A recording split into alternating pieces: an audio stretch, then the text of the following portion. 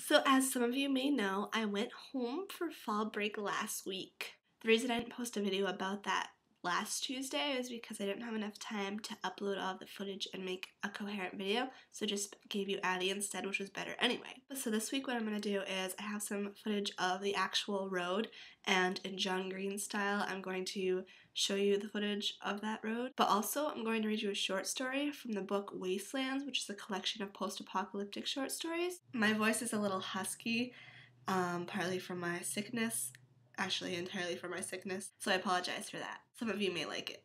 Probably Jacob, because he likes men secretly. So this is from the book Wastelands. The story is titled Still Life with Apocalypse, and it's written by Richard Kadri. They're dragging another horse from the canal, its chestnut coat sheened bubblegum pink from the freon. Each night, more pools bubble to the surface from deep underground. Freon, old engine oil. Heavy water from forgotten nukes. Every day, a few dozen more hungry animals drown in the stagnant pools. Loose-limbed in death, the horse sways rag-like as the little diesel crane pulls it noisily from the muck and sets it on the pier with the other bodies. In the blue-tinted work lights, we divide the dead into human and animal, subdivide the animals into mammals and other, then subdivide the others into vertebrates and invertebrates, and so on. I wish there had been a war, a plague, or some new grand Chernobyl.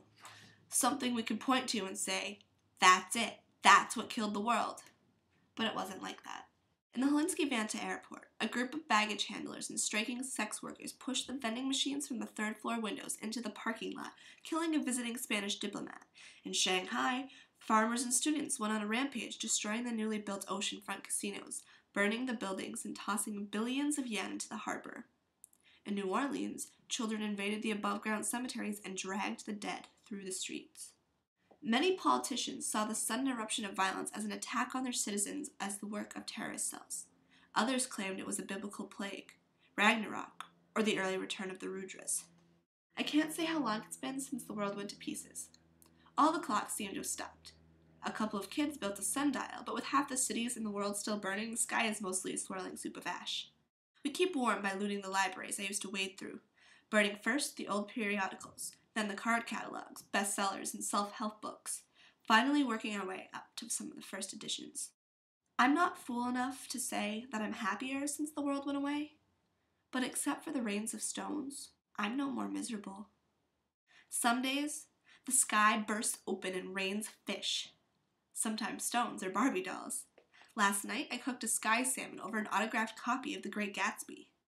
Natasha and I sit on top of the cargo container watching a field full of cop cars sink slowly into a newly risen tar pit. Everyone from the docks is there. We give a mighty whoop as the last car slides, bubbling below the surface. Will the last person on the planet please turn off the lights? Anyway, happy Tuesday. You guys will see Kayla tomorrow. Hopefully Christina also, because that seems to be a theme. Or at least you'll hear her voice. And I'll see you next Tuesday.